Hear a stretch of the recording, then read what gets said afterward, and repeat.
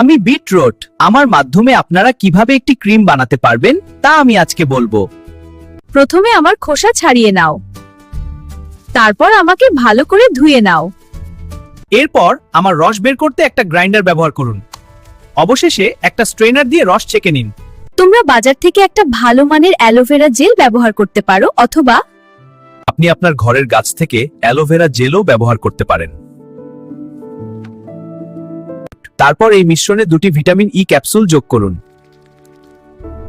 তারপর মিশ্রণটি ভালো করে মেশান যতক্ষণ না এটি ঘন হয়। মুখ শুকিয়ে গেলে তৈরি করা বিটের মিশ্রণটি আপনার মুখে লাগান এবং ঘুমিয়ে পড়ুন। সকালে সাধারণ জল দিয়ে আপনার মুখ ধুয়ে নিন। এই মিশ্রণটি ভালো রাখতে এটি ফ্রিজে সংরক্ষণ করুন।